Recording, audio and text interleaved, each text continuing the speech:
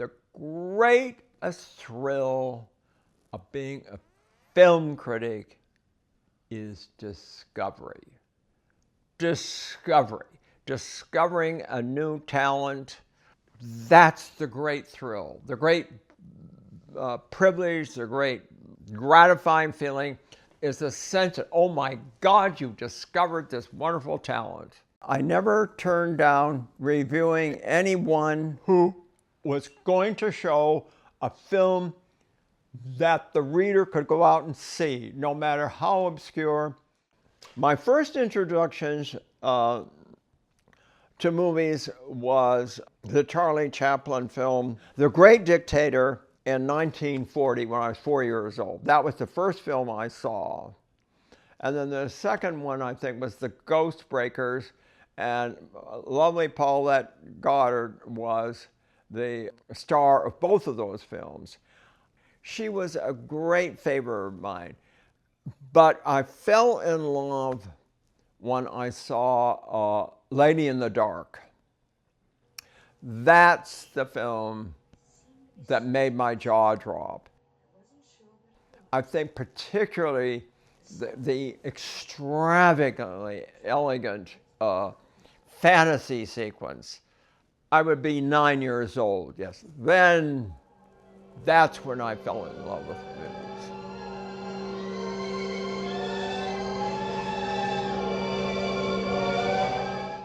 My favorite movie is Sunset Boulevard. It was when I saw it when I was maybe 13, and today it still is my favorite film. It said so much about Hollywood's past and present and maybe a little even future. Oh, I think that's a great film. It's a great film.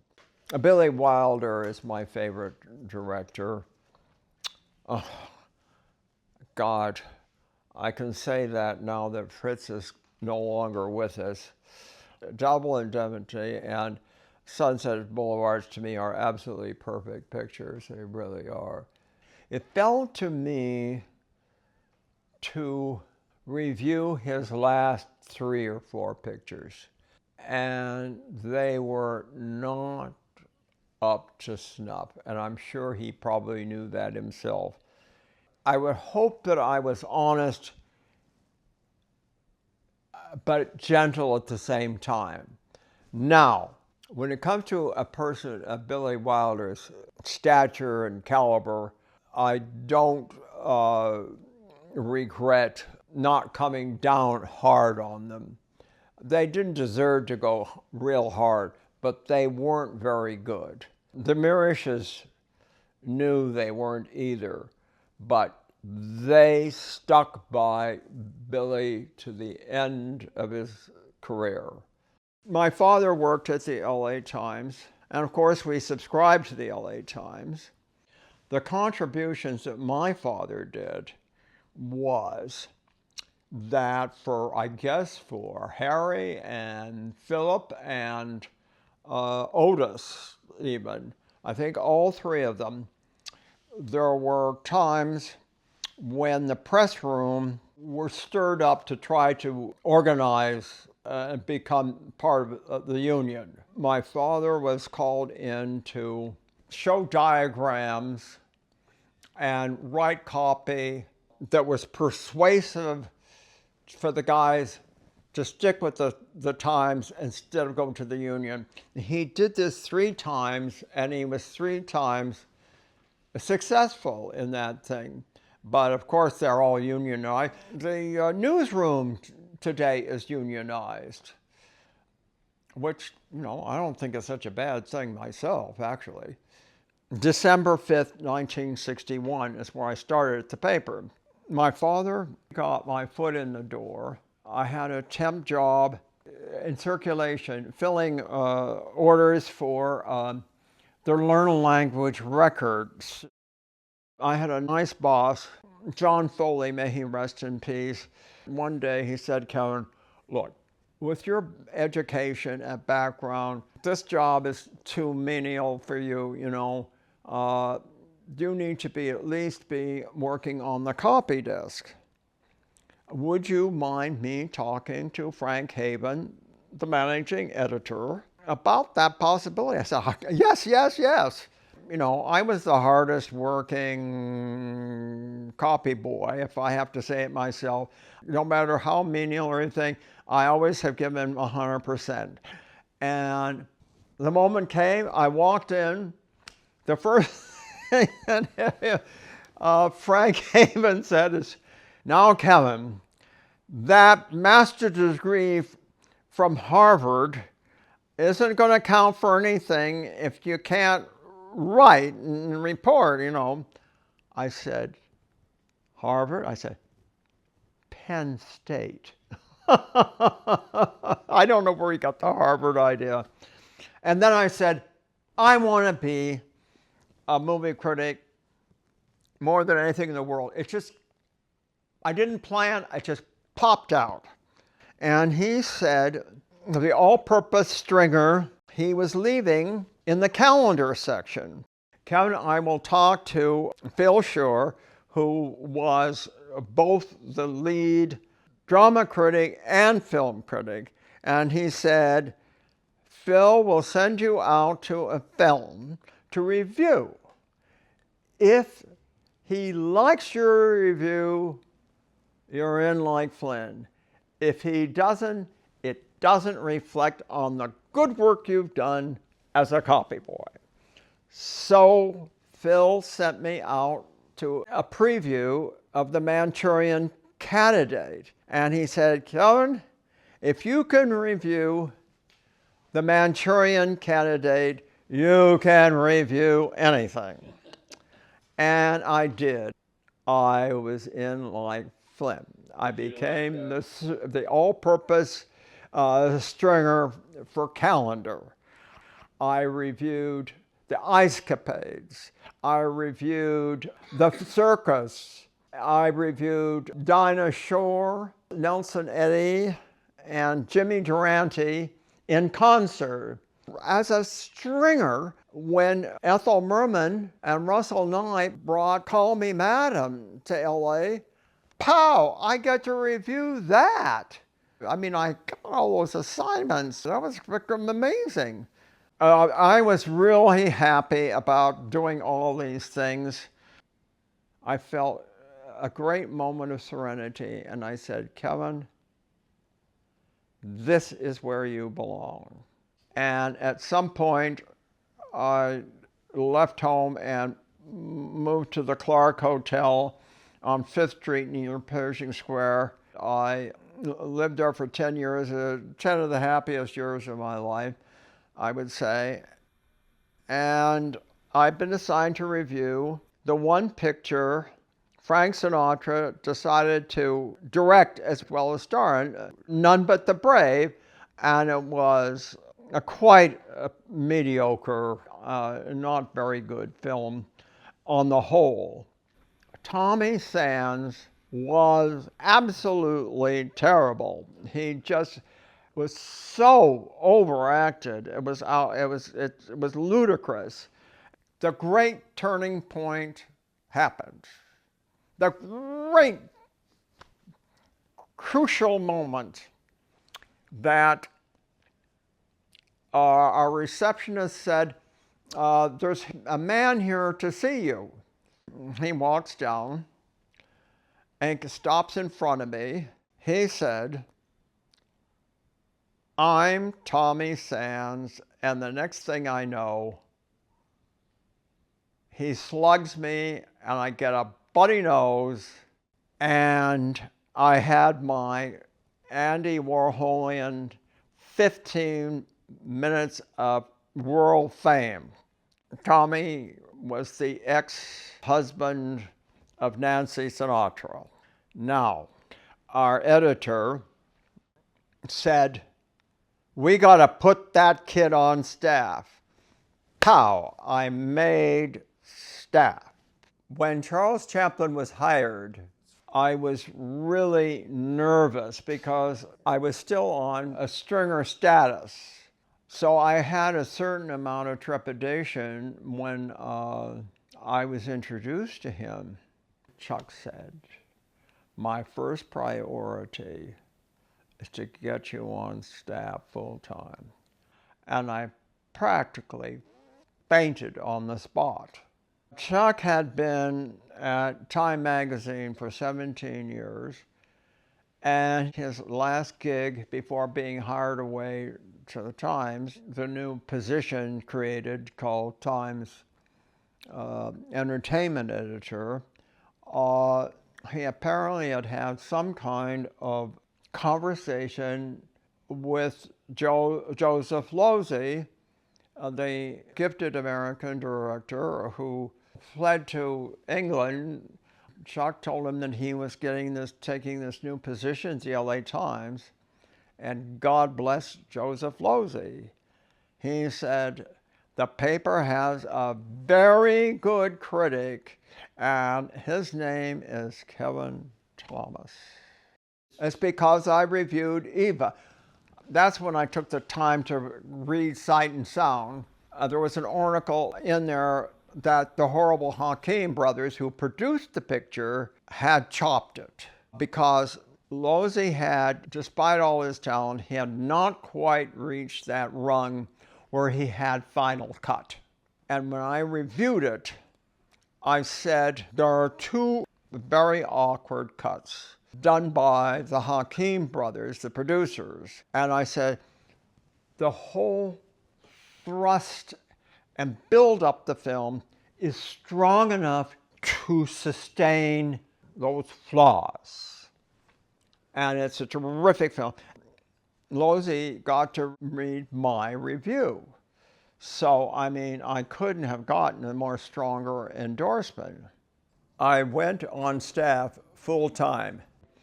Chuck was a wonderful man to work with, and when Dear Phil Shore retired, he decided that he would take on the first string position, and I would be in the second position. Chuck did all the big Hollywood films, and I did Lucky Me. I got to do the majority of the foreign films in the Indies and things. I realized that one of the greatest blessings I ever had, I was on the second tier. He would go to Cannes, and let's say a foreign film that got the top prize at Cannes, that would be a foreign film that he would review. Only the really big 4-star, highly publicized ones. I got to review all the rest of them. I had a wonderful relationship with Charles Chaplin. Just wonderful. He was really, really very kind, and he made me feel like a partner. He was extremely kind and generous with me. Things changed when Sheila Benson became the lead critic. To be very blunt about it, her top priority was to get rid of me. Now, why she wanted to get rid of me, I'll never know. But that was her goal. I liked everybody in Calendar, and they seemed to like me and respect me. Everybody detested her. She was a very negative person. Quentin Tarantino's new book, who, much to my total astonishment, had a lengthy appreciation of me and my career, really trashed Sheila. I mean, he just trashed her completely, and I didn't think she was a bad critic at all. I thought she was strained. The labored qualities sometimes showed through, but I thought she was a pretty competent, person. But she just wanted to get rid of me. That was all. Kenny Cukor succeeded Sheila. Kenny was very, very fair in our assignments, but he was a man who kept to himself. I do not believe in the entire relationship we had an actual conversation. That's just the way he was. There are a number of directors who became major directors, And I got to review their first films and maybe their second or something, and then it fell to the first string person. Steven Spielberg's first film. He wrote me a nice thank you letter. Clint Eastwood as a director. I reviewed Clint Eastwood's first 12 pictures. Then he was such a big item that it was always the first string critic after that. Don Siegel is one of my great favorites. I got the good fortune to review the 5 pictures that he directed Clint in sequence. And at the memorial service for Don, Clint came over to me and he said, "Kevin, I want you to know how much Don appreciated your support for those 5 films." That was a pretty important moment in my life.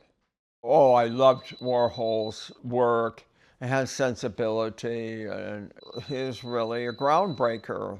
I do believe I'm correct in saying that anything that he had that played in Los Angeles, I reviewed. And we talk about sensibilities and things. Curtis Harrington. This was gay, and Warhol was gay, and I am gay, so I think I was open to them maybe a little more, I don't want to be presumptuous, than a straight critic might. That's a dangerous thing to say because there's a lot of straight critics out there that are very open to gay work, of course. But I guess I'm trying to say I think I had a special affinity to both of those. I really... The French New Wave popped right in the middle of my career, and 9 times out of 10, I got to review those films. I interviewed Agnes Varda, a record for me, 4 times. Jean Moreau, 3 times. I love Chabrol's films. I had a wonderful interview with him, ultimately. Louis Malle, Jacques Demy. Oh, I loved his films. And I have seen all of Kurosawa's films. I've written about all of them, and I have interviewed him twice. The first time was good, but the next time was great. It happened on his 80th birthday, and he was in great shape, and that was a wonderful interview. My experience is that if you can convey at the top that you're familiar with their work, if they're from a foreign country, they're just so delighted that you have had that interest and exposure to their work. All I ever did was to simply express my feelings about what I had seen, keeping it simple. I didn't have any agenda or any, I was a free spirit. I did interview a lot of really interesting people over the years. Joan Crawford was a big standout. She could be formidable, and then she could be terrifically vulnerable, and then she could be formidable and vulnerable at the same time. For years, she rented in West Hollywood in a building owned by Loretta Young. And when I was there to interview her, Joan had on a simple cotton house dress, not a trace of makeup, and I got to see the famous freckles up close, which was always disguised by makeup. And she looked absolutely beautiful in this completely natural look. And she didn't have the big hairdo things that I think she had just gotten out of the shower and her hair was just pulled back. But it was a wonderful interview. Helen Hayes was at MGM at the same time that Joan was for a period of time. And they became fast, permanent friends. And when Joan died, Helen was quoted as saying, Joan tried to do many things, but I think the one thing she shouldn't have tried was to be a mother. I thought it was a fair appraisal. But what can I say? I was fond of Joan anyway. Oh, Loretta Young. Oh, God damn, she was the most disappointing person I ever met. Oh my God, Loretta Young was a very gifted actress. She was a lovely lady, and she was a glamorous, beautiful woman with great style and elegance. Carmel Myers took me to a party, and Loretta absolutely attacked me as if I liked pornography or something like this. And I had to be this filthy, dirty-minded, degenerate person. There was some controversial movie out that was porn-like, and she said, I bet you loved that. Absolutely crazy. This torrent of rage, over my shoulder, she saw some friends coming in the front door. And she treated that like this was her big escape to get away from me. And her last remark was, reporters are such trash.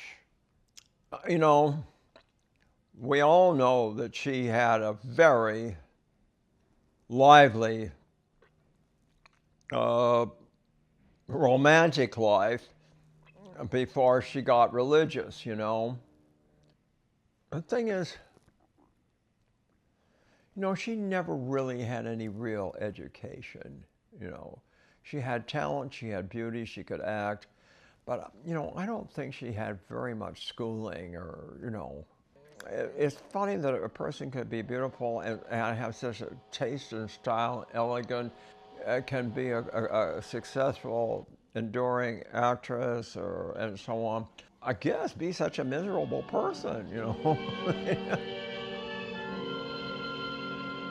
Oh, I had another amusing situation. I was again in the Dorothy Chandler lobby, and I was talking with Reuben Mamoulian and his elegant wife, and in walks Edie Williams, Russ Meyer's ex-wife. She comes in a leopard skin bikini with a leopard. But they didn't let the leopard, she had to leave the leopard outside. You can't make up stuff like this. And so, of course, she spotted me, and she came up to it, and so I introduced her to these extremely sophisticated, important, older Hollywood couples, because they were who they were. They would say, oh, Miss Williams, what a pleasure to me. They were so polite.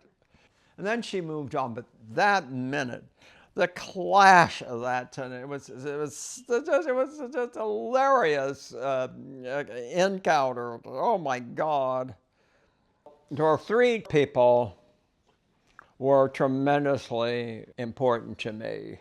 Fritz was my father figure, and George was my mentor, and Mae West was for fun. Pierre Richan really was an international connector of film people. He had a global view of cinema. Pierre was a great friend of mine, and I'm sure he was to countless others. He said, "What, Kevin? You've never met Fritz Lang? Well, I'm going to take you up and introduce you to Fritz Lang." And that was it. First of all, Fritz Lang went to a tremendous amount of time of reading me. He had poor eyesight. He would go out to see something that I had done or see something I had reviewed, and he was so loving, and he really was the father figure in my life. And I think it's a tremendous honor of somebody of that stature. I remember the first time I went up to the house after Fritz had died, and there was Lily Latte and me. Lily Latte came from a very classy family. She married and divorced. She had a daughter that she let her mother raise. Fritz, when he fled Germany for France and then to America, she came along with them all the way. Her nephew, he said, I'll tell you, in our family, her running off with him was a big scandal. Lily was Jewish, and she told me in a very matter-of-fact way one day, she said, well, I lost 40 relatives in the concentration camps. Geez. The European qualities of Lily and Fritz really broadened my horizons a big way. I mean, Fritz had any number of romances and stuff. I was very grateful for Lily that she had had some fun along the way too. She had a shipboard romance with Leopold Stokowski. She took care of Fritz to the last breath. The last breath. Oh, she was his mainstay for decades. Did you see Lottie Eisner when she came through town? Oh, yes, Lottie always stayed with Fritz and Lily. Oh, Lottie was fun, and my God, the knowledge that woman had, her sense of film history just went away, my God, from about 1920 on. She was a remarkable, remarkable lady. Maybe one of the first people who really wrote seriously about film, don't you think? She made regular visits to Fritz and Lily's. This promontory, where his house was, in a way looked down on Pickfair. She always made a point to go visit Mary Pickford. But all those years, Fritz never met Mary himself. Roddy McDowell, when he and his mother came to Hollywood, his first job was he had a part in Manhunt that Fritz directed, and Walter Pidgeon, I believe, was the star. Have you committed a crime, sir? No. Was it about a woman? He found himself in a TV movie that he was making with Barbara Stanwyck. He said to Barbara when they were making this TV movie, he said, let's invite Fritz to come to lunch. And he did. And of course she rushed up to him and threw her arms around him and all of that. What Roddy and Barbara wouldn't have known is that Fritz lived with tremendous sense of guilt for years and years and years when they were doing Clash by Night, which I looked at over again recently. It's a tremendously fine film. I did a fresh review for the paper at one point, and Barbara Stanwyck wrote me a very beautiful letter. Fritz said, when we were doing Clash by Night, she was going through a painful divorce with Robert Taylor. And he said, Kellen, I should have been much more gentle with her and so on, that she was going through this. And she said, I feel so terrible about that. He really had decades of guilt about that. And the way she threw her arms around it, it was redemption. He was so relieved that she was so glad to see him. He couldn't believe it. I think he was a pretty tough taskmaster, but he sure got a lot of great films. The last 6 months were really rough. He wanted me to help him commit suicide, and I wouldn't do it. But I subsequently met Joan Bennett at some event and her husband, David.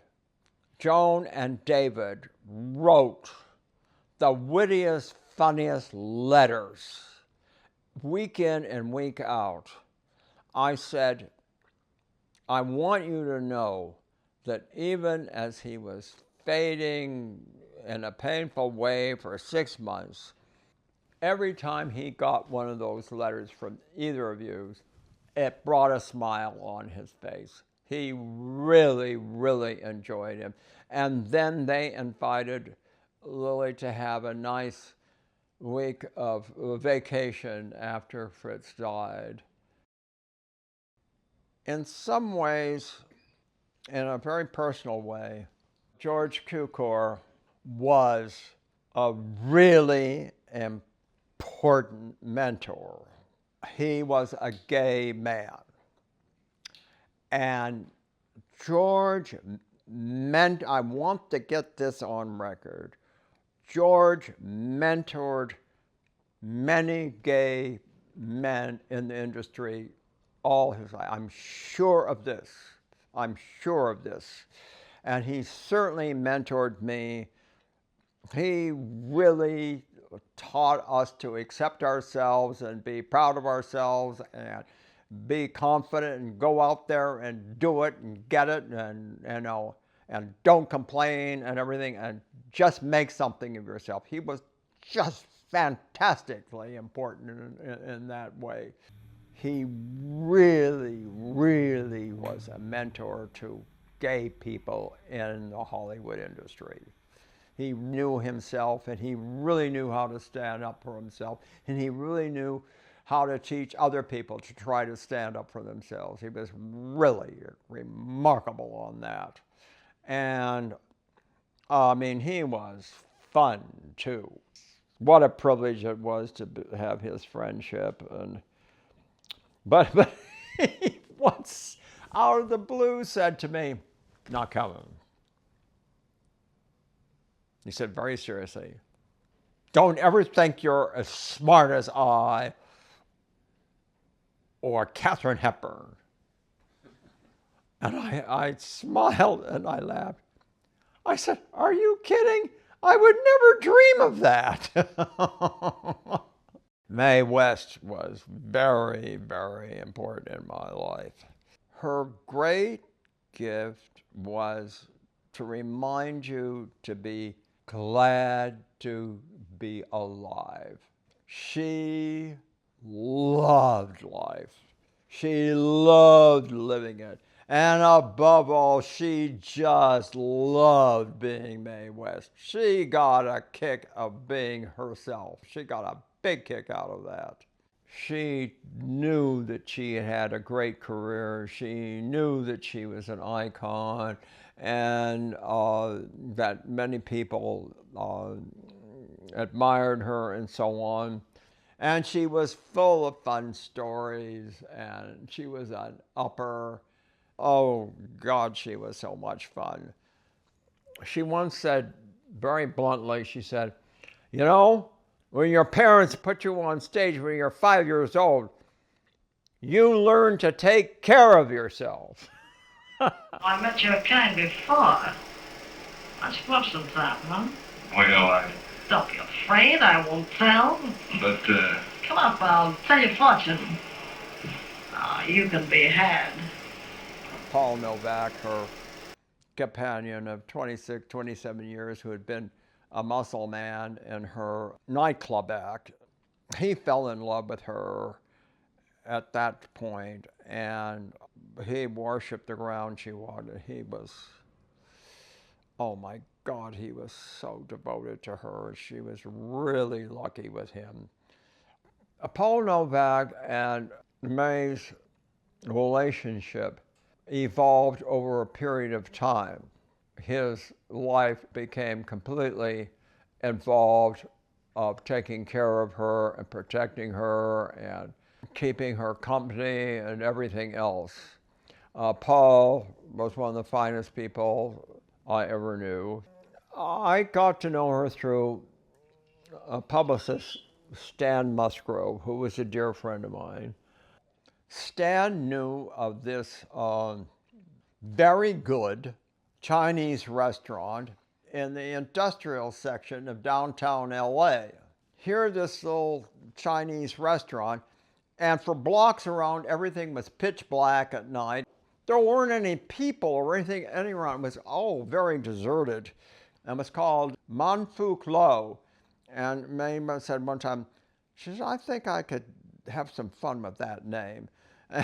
And she had a black 1965 Cadillac limousine. Paul is especially graceful in helping her step out of the car. And there is this derelict leaning against a storefront. He shouted out, he said, "Hi, Mae, looking good, looking good." And she said, "Thank you." And we walked on in. I mean, it seemed to be life and art all over it somehow in a moment. It seemed like a moment out of a movie or something. Mae was very good with the public. They had such respect for her, they didn't crowd her. They gave her space. They weren't trying to grab her or anything like that.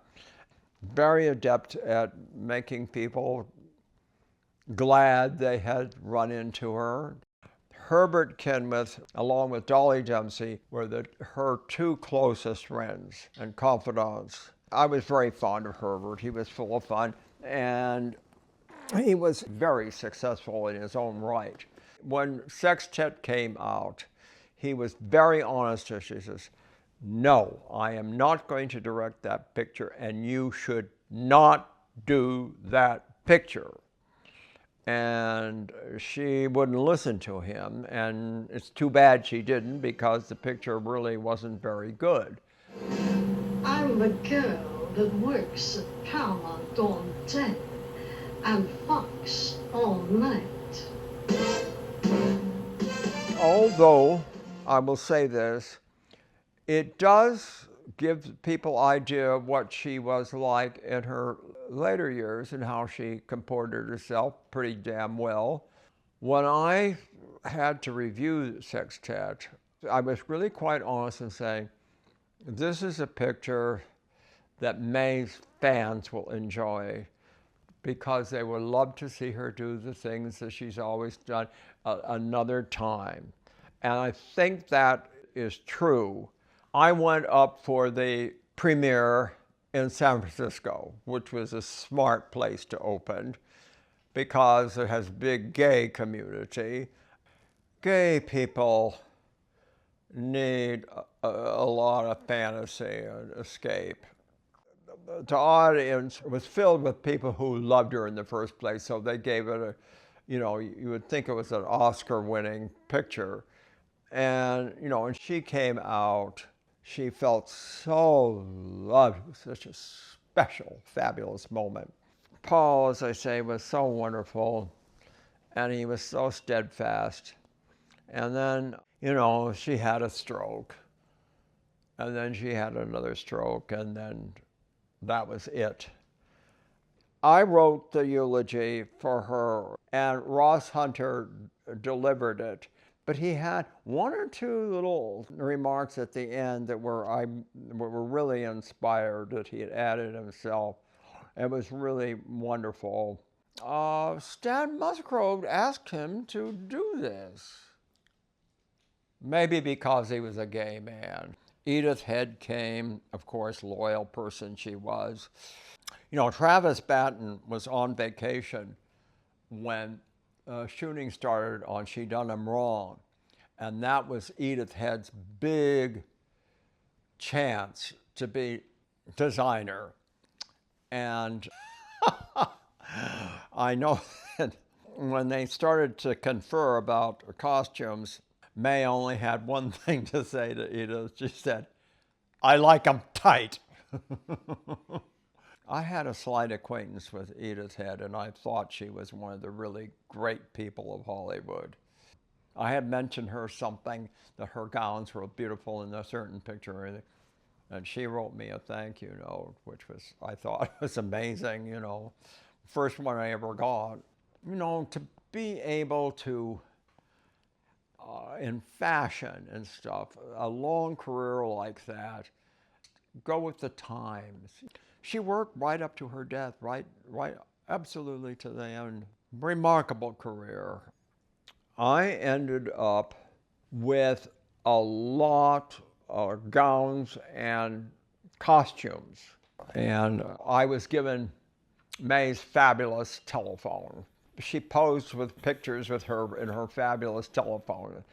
And she had it by her bed for about 48 years, and I've had it, 20 or more years by my bed. I have a slogan: art is where you find it. It can be in a low-budget little movie, or it can be, you know, more likely prestigious director, but art is where you find it. Great films and everything is sort of miracles, you know. But I don't think filmmaking is an easy business at all. It's not easy to make films because so many people are involved. I felt very comfortable at the paper. I didn't wear a sign saying I am gay, you know. I just figure if anybody gets in conversation for me 20 minutes or something, that they could maybe make an educated guess. I never, ever encountered a single second where my sexual preferences were referred to or surmised. At the paper, I wasn't either in or out. I was just me. I'm very, very grateful for that, and I've said it. I think it says something for the caliber of people at the LA Times. I had a painful ending at the paper. I can't remember, it was 205, something like that. The film editor at the time is a really lovely man. I wrote him a letter not long ago telling him what a privilege it was to work for him, and he never answered it. And now I thought through, he probably felt a little too guilty to respond to me, because I remember an awkward conversation. He said, "We've hired Manola Dargis from LA Weekly to join the staff." And I said, "Manola is a very gifted person. I can understand why you did that. That's wonderful, you know." But that sealed my fate. The paper was so strong in the 70s and 80s and things, but by this century, you know, big metropolitan papers were really under stress. So much competition for streaming stuff on and TV and all that. Subsequently, that when you looked at the budget for Calendar, it was not going to sustain 3 full-time critics. And that's when they got rid of me. The kind of coverage I did went out the door with me. The paper has never done the kind of thorough, far-reaching coverage of all kinds of film. I really had freedom of expression, I will say that. No, I loved working at the Times. It was wonderful.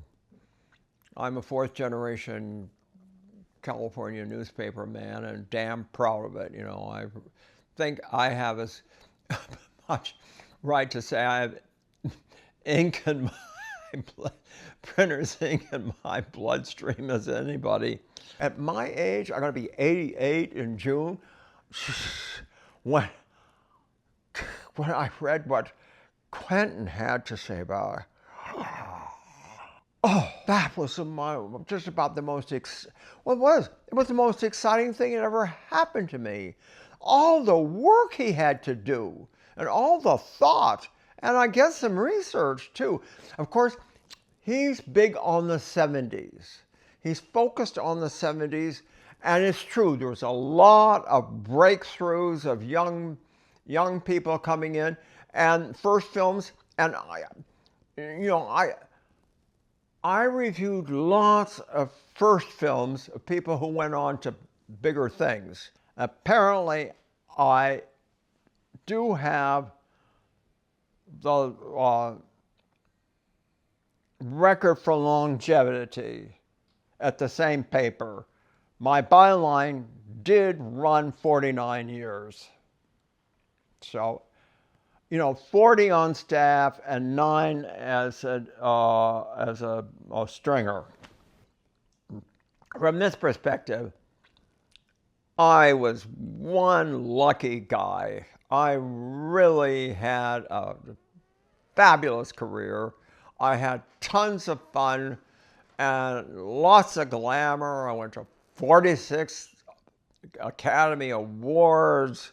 How many films do you think you reviewed over the course of your career?